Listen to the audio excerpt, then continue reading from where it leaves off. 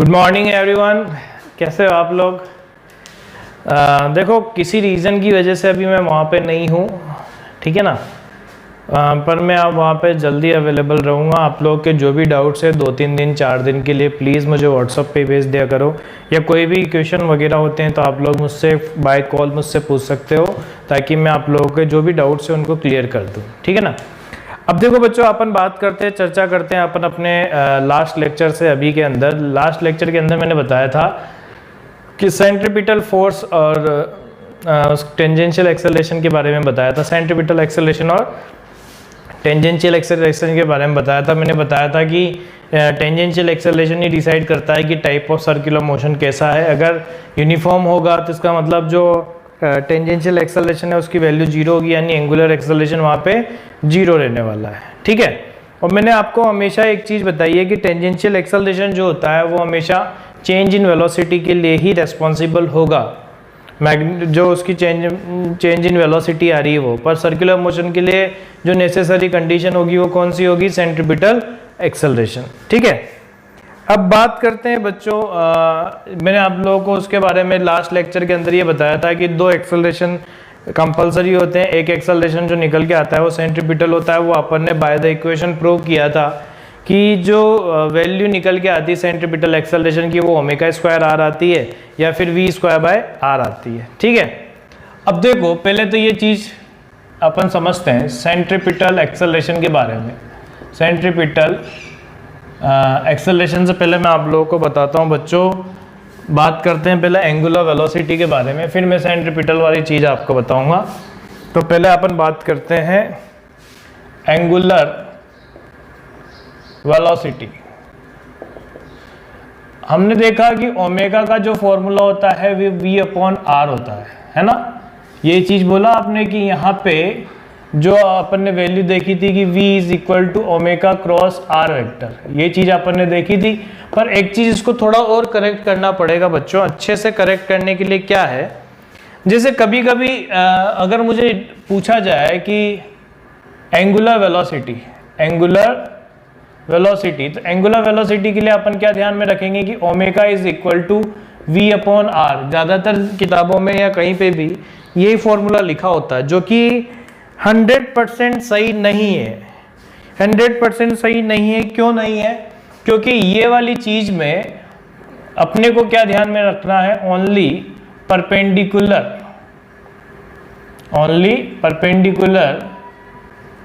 Component of velocity. जो velocity का perpendicular component है ना, वही यहाँ पे क्या होता है? रेस्पॉन्सिबल होता है।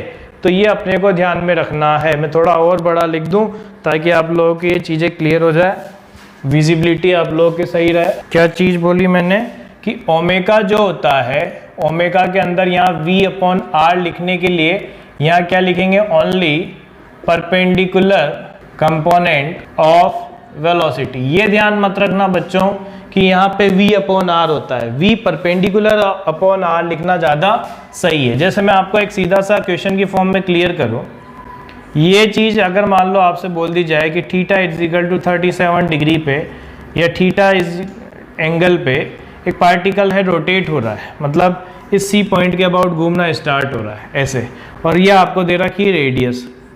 तो एक चीज़ ध्यान में रखना, जब अपन कैलकुलेशन ऑफ ओमेगा करेंगे, कैलकुलेशन ऑफ ओमेगा, तो वहाँ पे v जो लेंगे वो हमेशा कैसे लेंगे? Velocity must be perpendicular to the line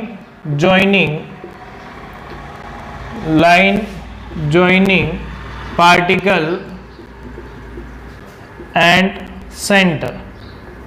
centre से पार्टिकल को ज्वाइन करती हुई जो लाइन है, या जिसके अबाउट सर्कुलर मोशन हो रहा है, दोनों को ज्वाइन करती हुई जो लाइन है, आप ऐसे कह सकते हो r vector line joining point and particle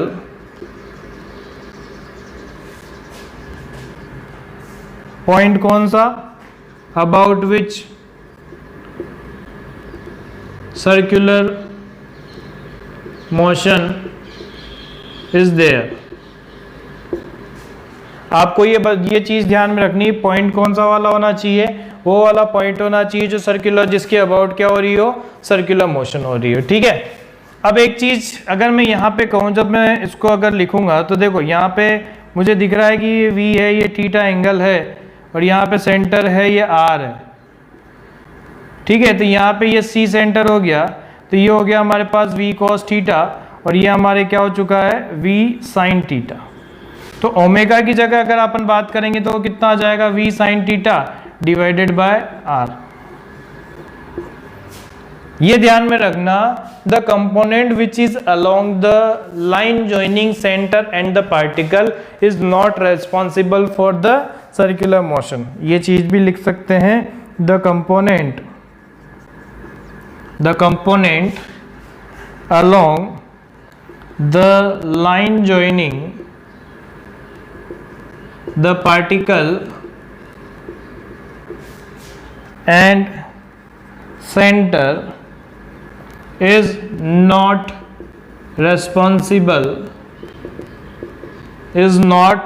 responsible for the circular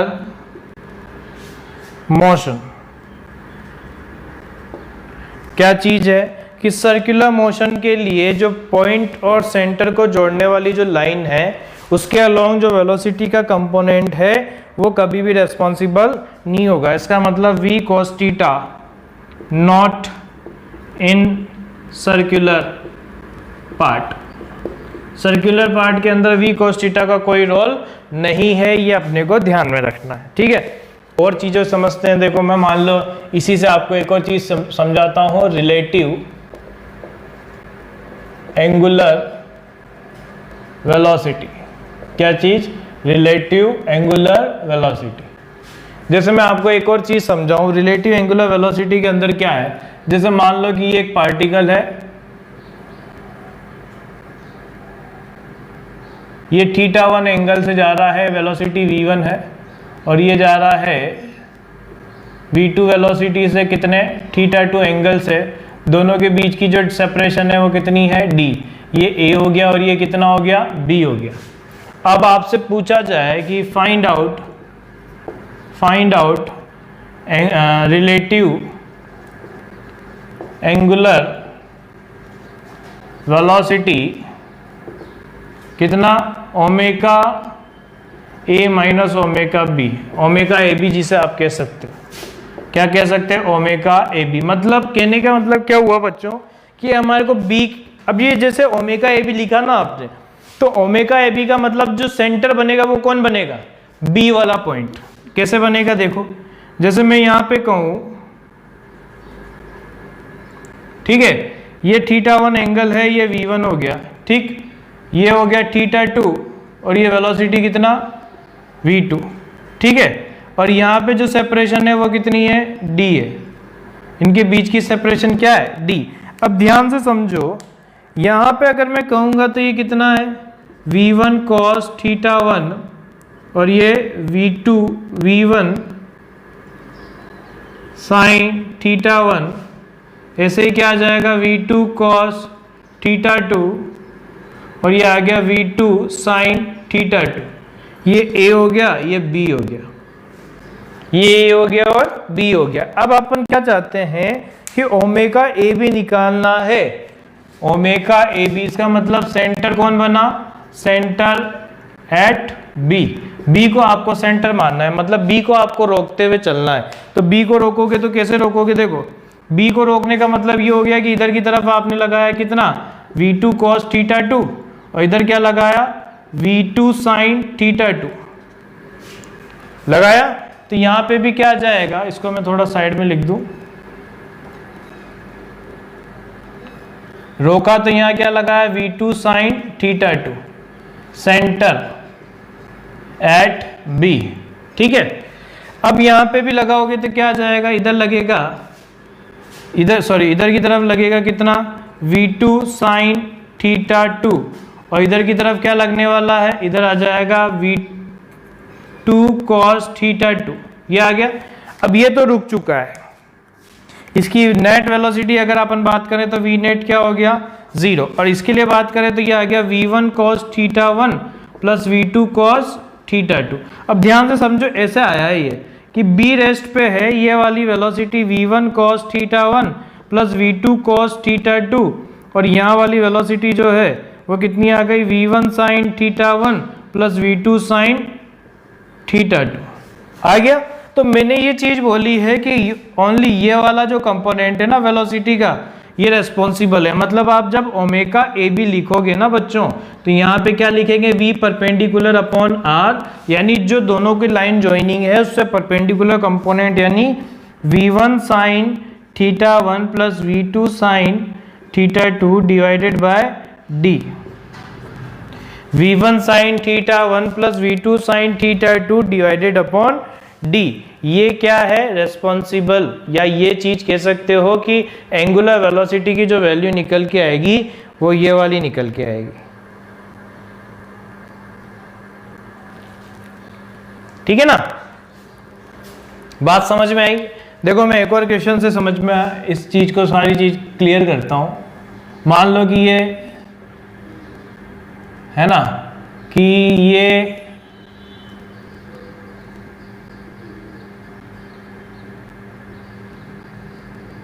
ठीक है, एक पार्टिकल है वो v वेलोसिटी से जा रहा है इधर, ये हो गया b, ये हो गया a, ये एंगल हमें थीटा दे रखा है, इनकी बीच की डिस्टेंस दे रखी है d, क्या दे रखी है d, और आपसे पूछा हुआ है फाइंड आउट ओमेगा बी ए, क्या बताना है ओमेगा बी ए। ठीक, अब सबसे पहला काम जब इसको अपन सॉल्व करने जाएंगे तो देखो बच्चों मैं जो चीज बता रहा हूं, सबसे पहला काम क्या करना है, यहां पे हमें दिख रहा है कि ये वाली लाइन ज्वाइनिंग है, ये ए है पहले से ही रुका हुआ है, बी जो है वो इधर जा रहा है, कितनी वेलोसिटी से जा रहा है भैया v से, ये एंगल कितना दे रखा है थीटा, ये एंगल कितना दे रखा है थीटा। अब ध्यान से समझो, ये वाली वैल्यू दे रखी है d, ये वाली जो वैल्यू है वो कितनी दे रखी है d,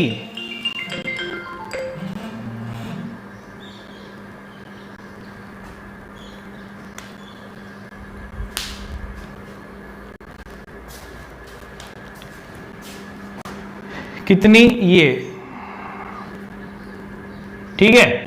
अब अगर मैं यहां पे कहूं मुझे सबसे पहले तो क्या क्या चाहिए वो देखते हैं। तो देखो ये एंगल हो गया हमारे पास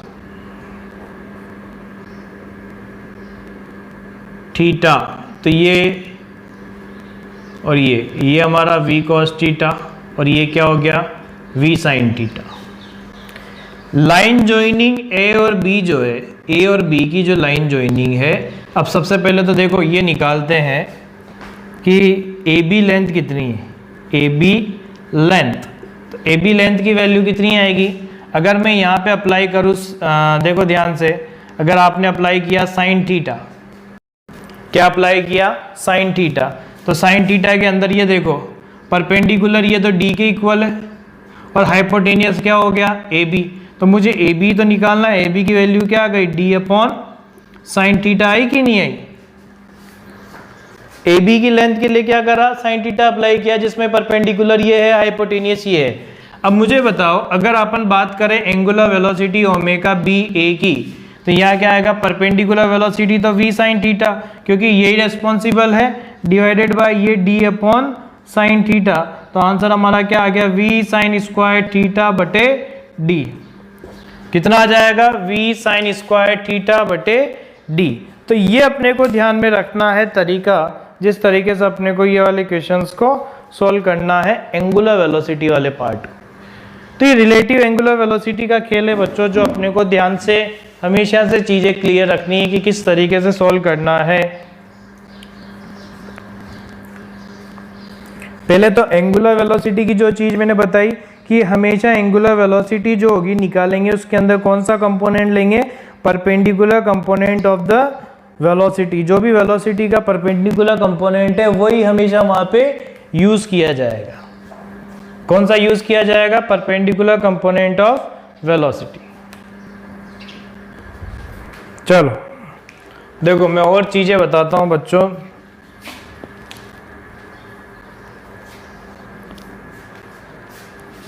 ये जो छोटी छोटी खास बातें हैं ना, इसी से अपना बेस अच्छा होता है। कभी भी ज़्यादा बड़े लेवल के क्वेश्चन करने के लिए अगर आपने छोटी छोटी चीज़ों को साथ में लेके नहीं चले तो आप कहीं ना कहीं तो गलती कर ही जाओगे।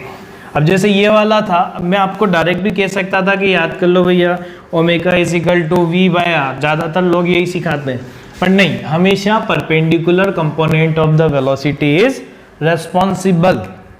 एक चीज़ ये ध्यान में रखना। अब जैसे मान लो मैं आपसे कहूँ कि ये क्वेश्चन है, कैसे कि ये वाला हो गया 53 डिग्री है ना, और एक ये वाला पार्टिकल हो गया कितना, इसको ऐसे ले लो, इसको भी ले लो, यहाँ पे 37 डिग्री। दोनों के बीच की जो सेपरेशन है वो 20 मीटर की है।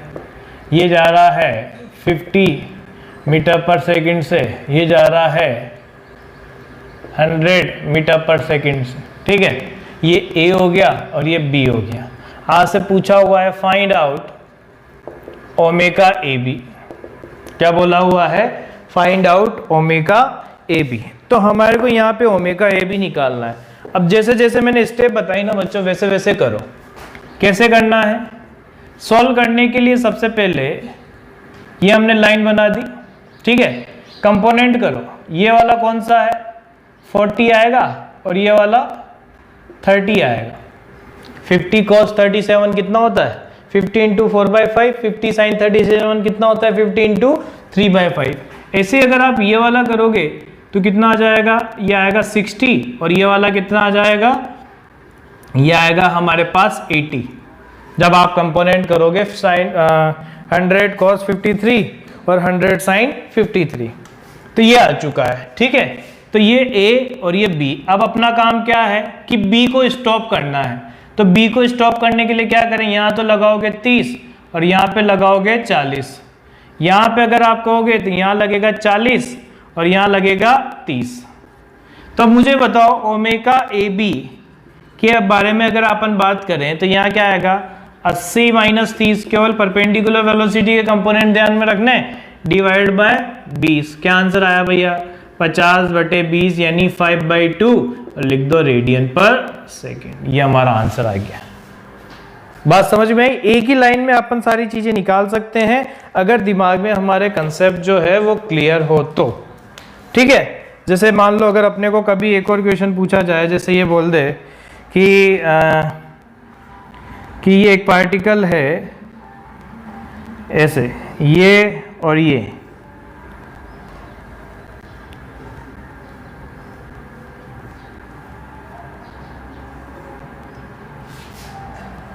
ठीक है। इसके अंदर आपसे बोल दिया जाए कि ये और ये पार्टिकल है, ये बी हो गया, ये ए हो गया। ये तो जा रहा है v वेलोसिटी से, ये तो जा रहा है v वेलोसिटी से और ये जा रहा है v वेलोसिटी से। ये एंगल हमें थीटा दे रखा है और अब हमें ये वाली डिस्टेंस दे रखी है d और आपसे पूछा हुआ है find out omega A B क्या होगा।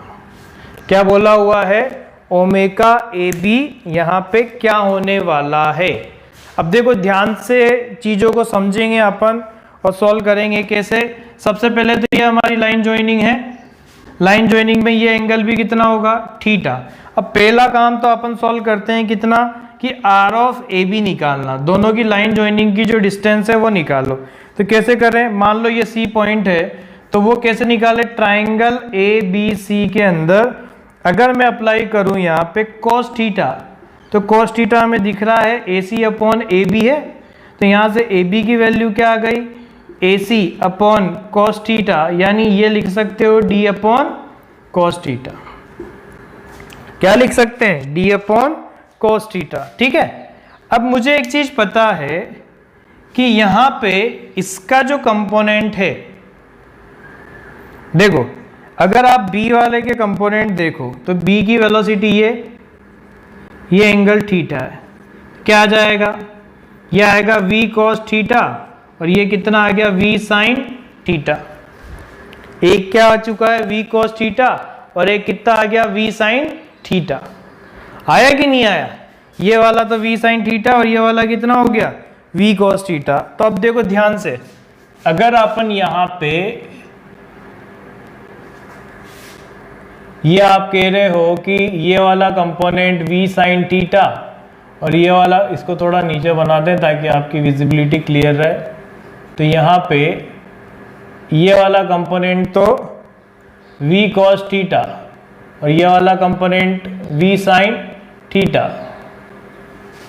है ना, ये v sin थीटा और ये वाला कितना हो गया v cos थीटा हो गया।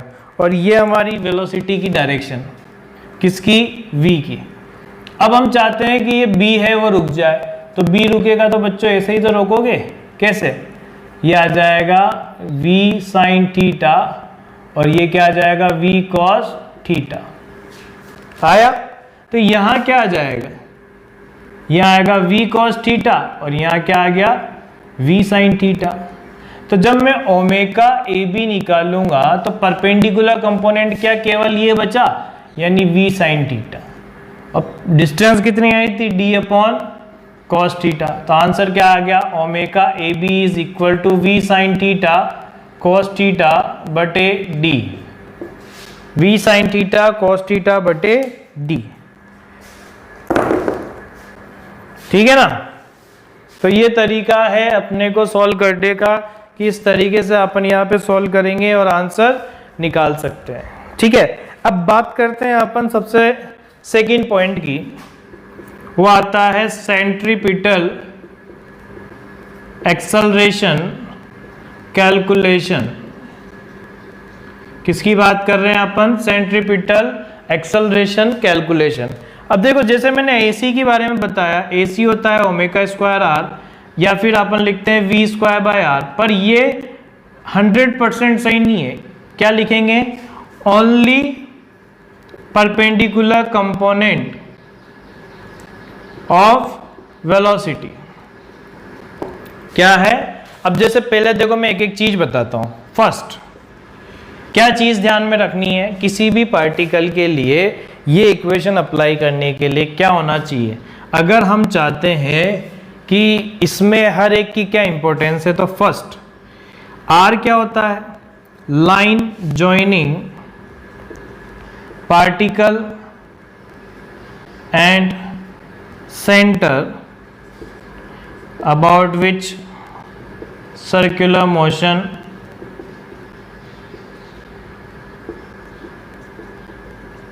is about which circular motion is done। ठीक है।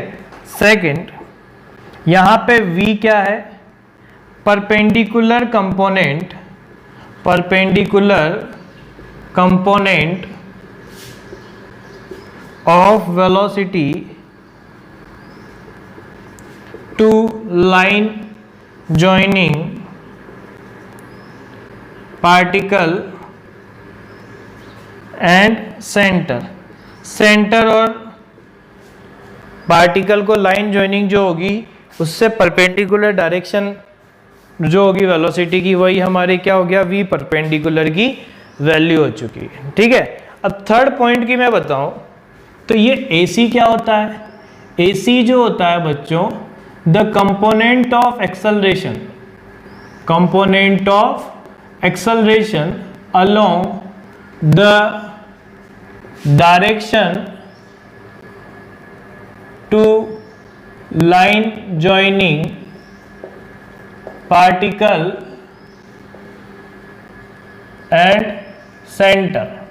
क्या है, पार्टिकल और सेंटर को जो जोड़ती हुई जो लाइन है उसके अलोंग आपको क्या बताना है, उसके अलोंग क्या लेना है, एक्सेलरेशन का कंपोनेंट। अब ध्यान से समझना क्या करने वाले हैं, जैसे मैं आपको क्वेश्चन की फॉर्म में बताता हूं। मान लो एक प्रोजेक्टाइल है जिसको आपने फायर किया,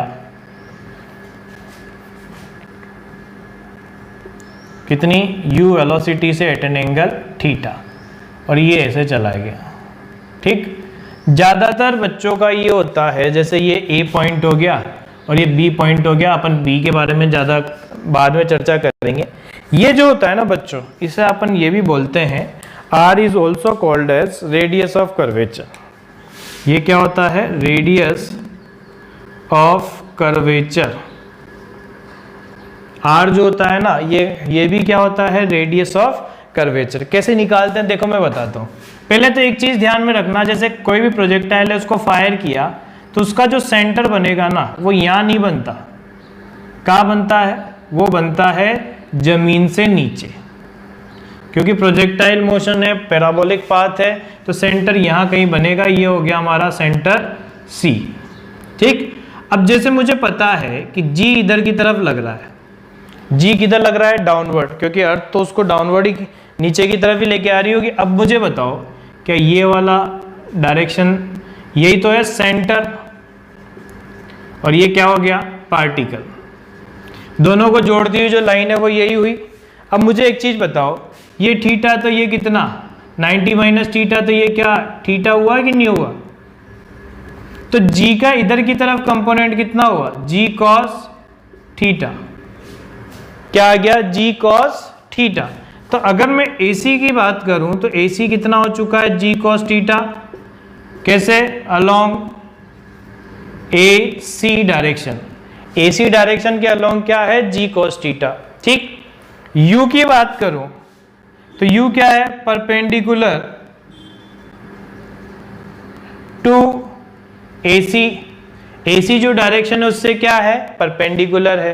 तो जब मैं यहाँ पे, हमारा काम हो गया ना, V परपेंडिकुलर ही तो चाहता है, तो मैं ये अप्लाई करूँ AC is equal to V perpendicular का स्क्वायर अपॉन R, तो आएगा G cos theta is equal to U square upon radius of curvature R हो गई। मान लो ये R है, तो यहाँ पे मैं ये कह सकता हूँ R is equal to U square upon G cos theta, यानी ये क्या है? Radius of curvature at projection point. Projection point देख रहे हो? ठीक है। अब अगर मुझे यहां निकालना हो तो B पे निकालना हो तो B पे मुझे पता है वेलोसिटी तो यहाँ हाईएस्ट पॉइंट पे तो ये यही रहती है, कितनी? U cos theta. और अगर मैं ये R1 बोल दो, ये हो गया हमारे पास R2, और यहाँ पे G तो इसी डायरेक्शन में है ही। तो अगर मैं यहाँ R2 की बात करूँ तो क्या R2 की value U square cos square theta, क्योंकि वेलोसिटी का स्क्वायर अपॉन यही आएगा ना, क्योंकि आप ये लिखोगे कि G is equal to U cos theta का स्क्वायर अपॉन R2, तो ये अपने R2 की वैल्यू निकल के आ गई। तो अब यहाँ पे देखो यही होता है जब अपने को रेडियस ऑफ कर्वेचर निकालना होगा। हमेशा ध्यान में रखना, रेडियस ऑफ कर्वेचर के लिए ज़्यादातर सेंट्रीपिटल एक्सेलरेशन का यूज़ किया जाता है। किसका यूज़ किया जाता है बच्चों? सेंट्रीपिटल एक्सेलरेशन का। और किस तरीके से यूज़ करते हैं? सबसे पहला काम अपन क्या करेंगे कि एक्सेलरेशन का वो कंपोनेंट निकालेंगे जो सेंटर के अलोंग आ रहा होगा, क्योंकि वही तो सेंट्रीपिटल एक्सेलरेशन कहलाएगा। सभी बच्चों को ये चीज क्लियर है तो जल्दी से थंब से रिप्लाई करें।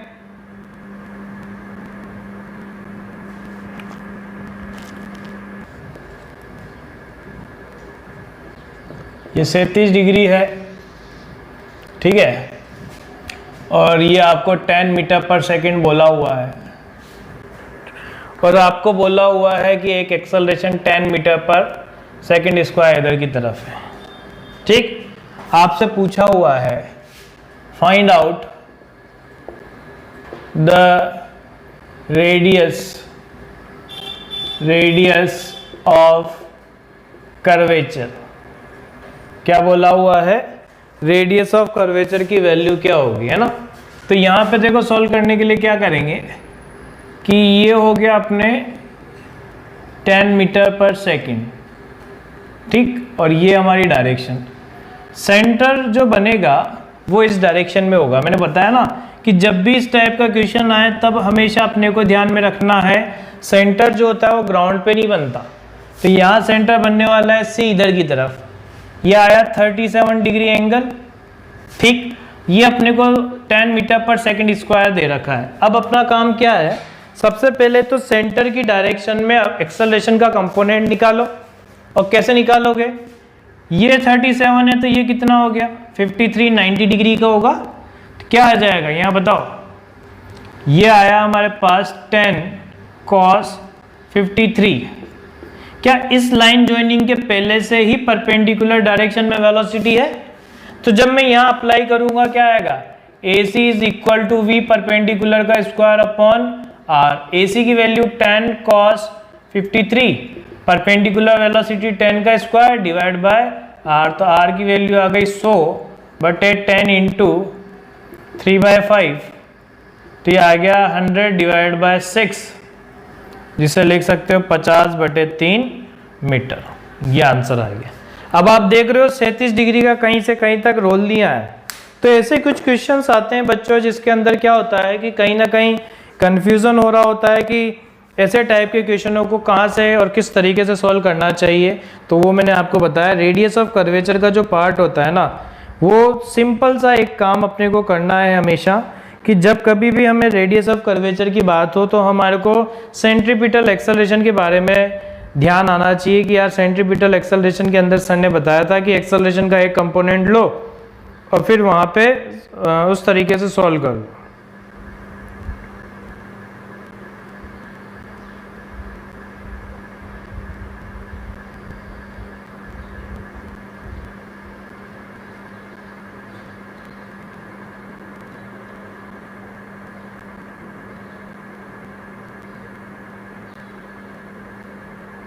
ठीक है, अब देखो मैं आपको एक अच्छा सा क्वेश्चन करा रहा हूं बच्चों, जो ये समझ लो कि आपके कंसेप्ट को और अच्छा बिल्ड करने में हेल्प देगा। कैसा है वो क्वेश्चन, अब अपन ये देखेंगे। मैं रेगुलर एग्जांपल नहीं करा रहा हूं, आपके जो भी एग्जांपल हो रहे हैं वो सारे के सारे अच्छे हो रहे हैं। अब देखो, मान लो हमारे को क्वेश्चन दे दिया कि टू नहीं 3 particles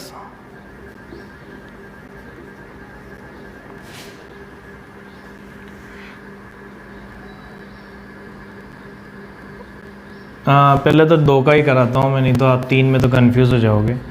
2 particles are moving in circular part, start from same point with angular velocity omega and 5 omega. Find out when they will meet and angular displacement if angular displacement of both, if they are moving in same direction. Second, they are moving in opposite direction.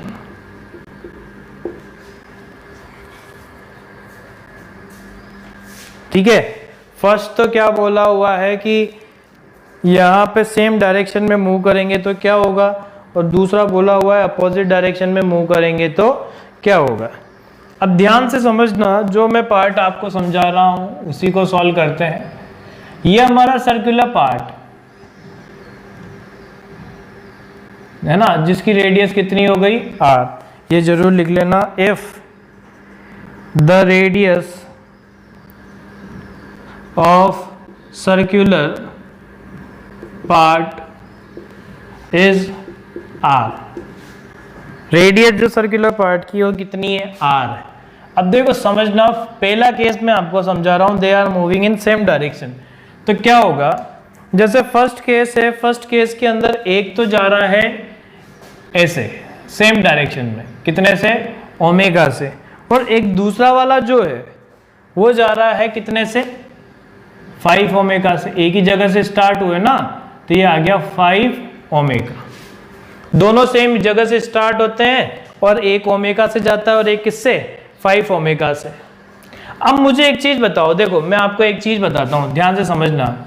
ये centre है हमारा, ये ए point है जहां से ये start हुआ है।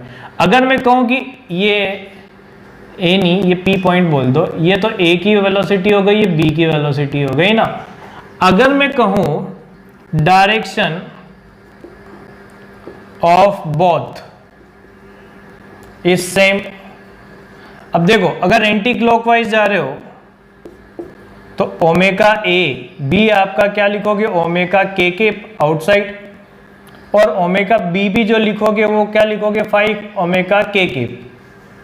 भाई दोनों एंटी क्लॉकवाइज जा रहे हैं तो आउटसाइड डायरेक्शन होगी ना, और आउटसाइड अगर डायरेक्शन है तो के भी लिखा जाएगा।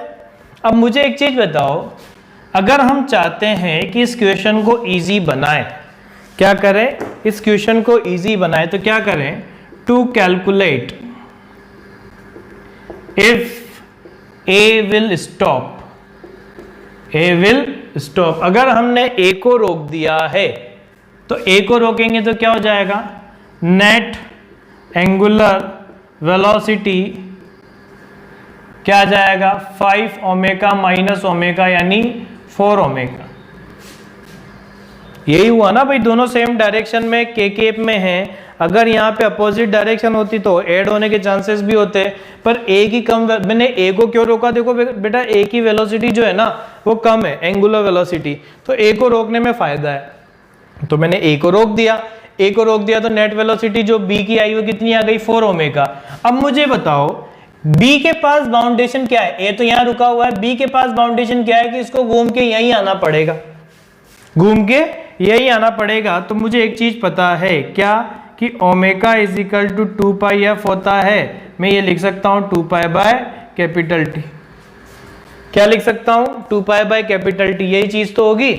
अब मुझे एक चीज बताओ, अगर मैं यहां पे लिखूंगा तो टाइम कितना आ जाएगा, 2 पाई अपॉन ओमेगा आएगा कि नहीं आएगा। तो टोटल डिस्प्लेसमेंट तो 2 पाई, टोटल डिस्प्लेसमेंट तो 2 पाई, क्योंकि अपने को पता है कि अगर बी को यहाँ आना है मिलने तो 2 पाई होगा, और कितनी, 4 ओमेगा। तो आंसर कितना आ गया, पाई अपॉन 2 ओमेगा। क्या आ गया, पाई अपॉन 2 ओमेगा। यानी ये वो एंगुलर वेलोसिटी है जिस एंगुलर वेलोसिटी पे, जिस एंगुलर वेलोसिटी पे, सॉरी जिस टाइम पे ये दोनों वापस से मीट कर जाएंगे। ठीक, अब एक्चुअल में ऐसा सिनेरियो थोड़ी था कि ए रुका हुआ था, एक्चुअल में सिनेरियो तो ये था कि ए कहीं ना कहीं यहां पहुंच चुका होगा, है ना, ए कहां पहुंच चुका, यहां पे। तो क्या करेंगे, एंगुलर डिस्प्लेसमेंट, एंगुलर डिस्प्लेसमेंट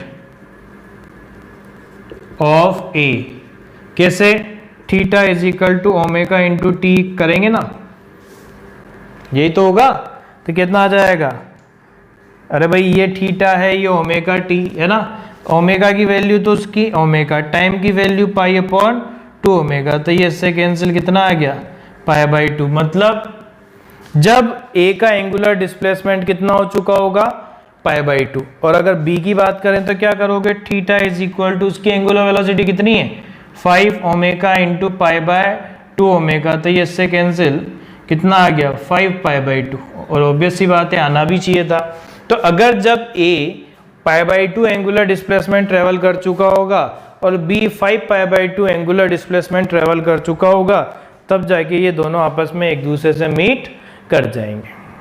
ठीक है, अब देखो जैसे मैं इसमें अपोजिट वाला केस करता हूं, अपोजिट वाले में क्या है, सेकंड केस के अंदर, कि जैसे ये है,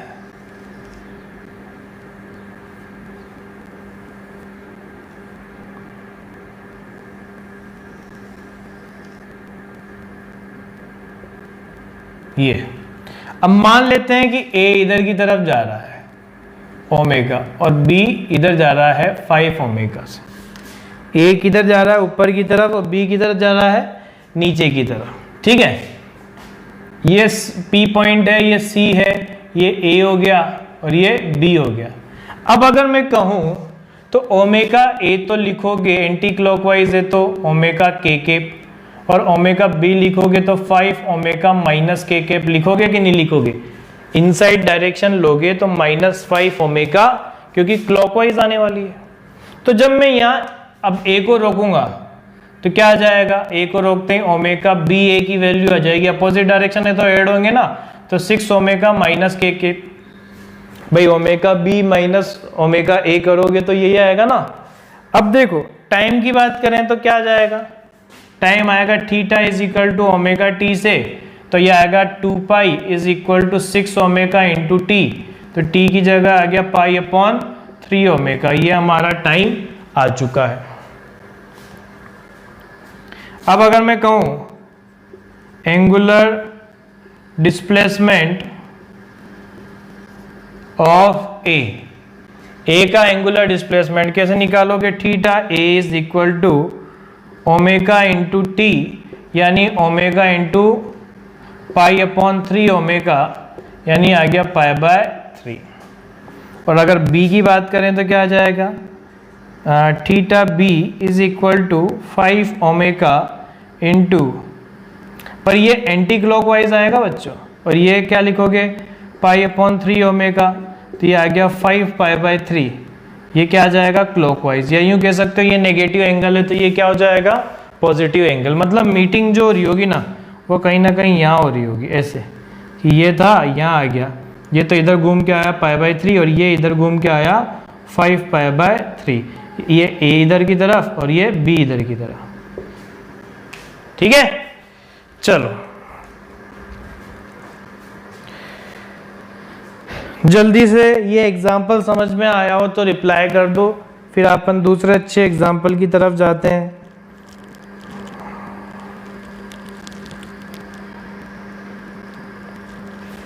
सभी बच्चे मुझे रिप्लाई करके जवाब दे दें कि ये सही से समझ में आ गया। फिर मैं 3 पार्टिकल का इक्वेशन कराता हूं बच्चों, जिससे और चीज़ें क्लियर होगी। एक क्वेश्चन पे जो मैं आपको बताता हूं, अच्छा क्वेश्चन है। ये है आर रेडियस। क्या है? R radius. ठीक है, आपसे ये बोला हुआ है कि 3 पार्टिकल है। क्वेश्चन ने क्या बोला हुआ है कि 3 पार्टिकल है जो अलग अलग जगह से मूव कर रहे हैं। क्या कर रहे हैं? अलग अलग जगह से मूव कर रहे हैं। ठीक है, एक तो यहां पे है, वो ऐसे जा रहा है, एक ऐसे जा रहा है और एक ऐसे जा रहा है। ये 4 ओमेगा से जा रहा है, ये 2 ओमेगा से जा रहा है और ये ओमेगा से जा रहा है, ये 3 ओमेगा से जा रहा है ना। आपसे बोला हुआ है कि फाइंड आउट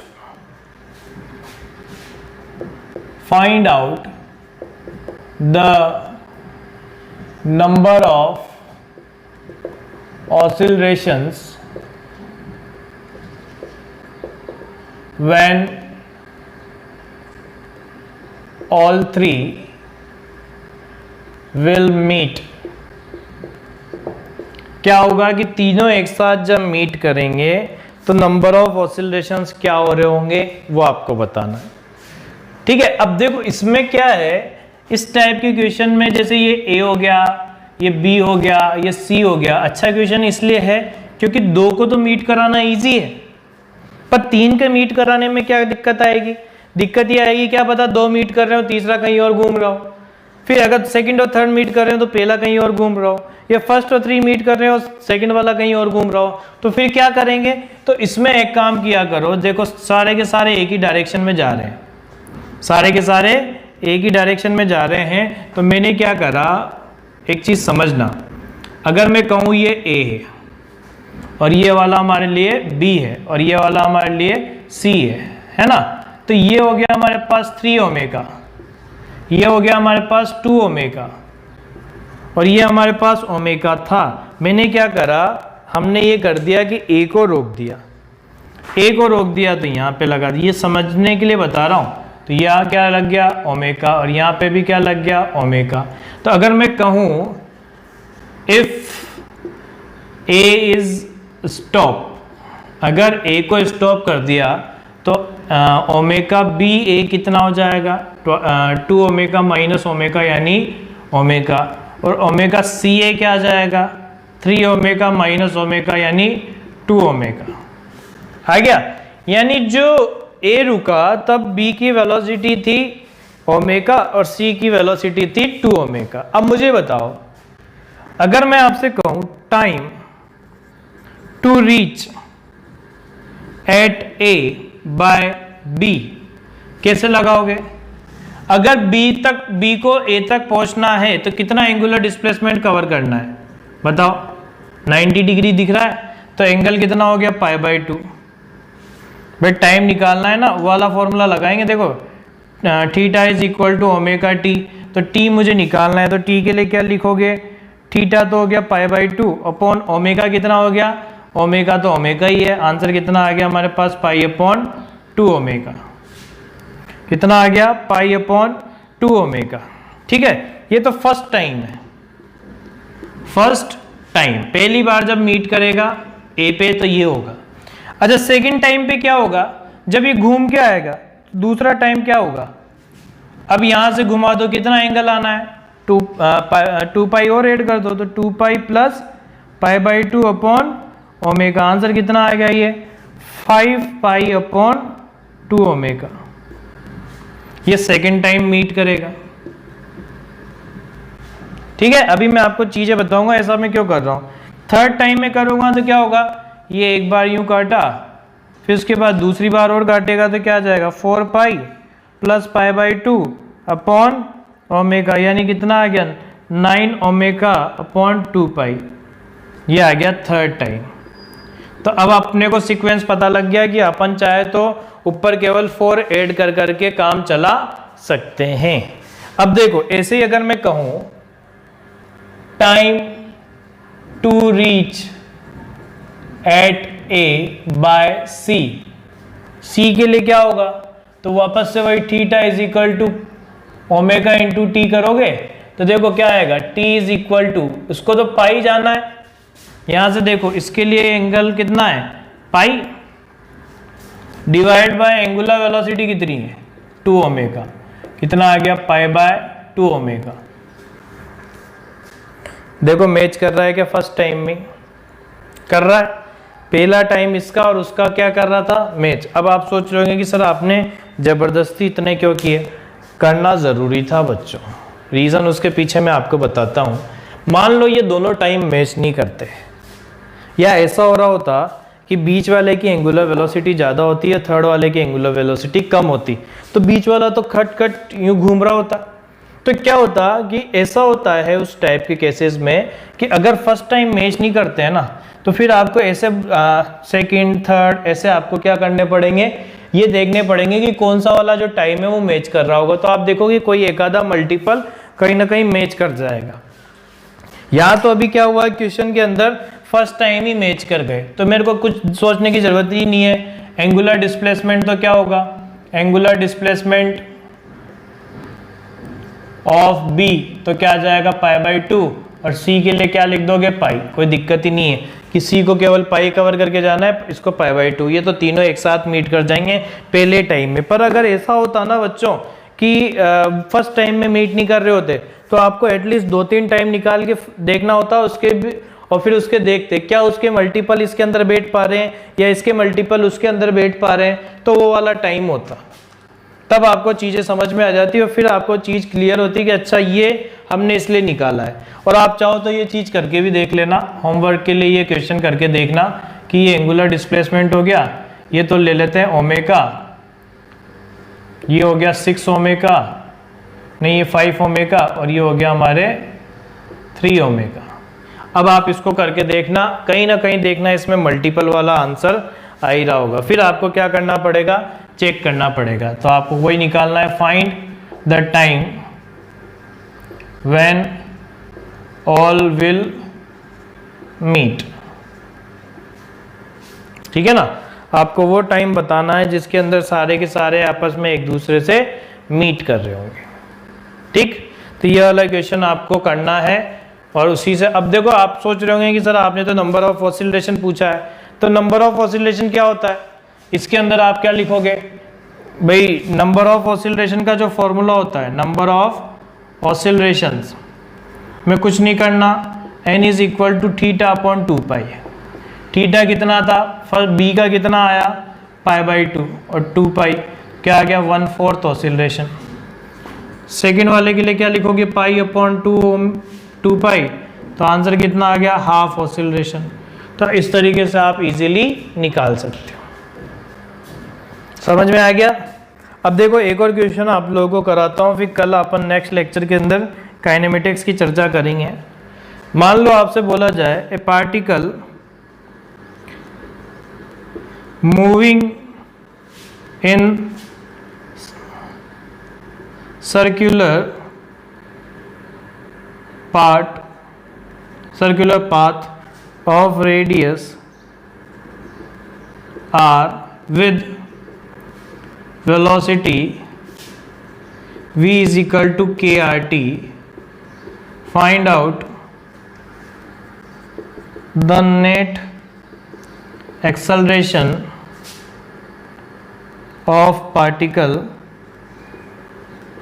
and angle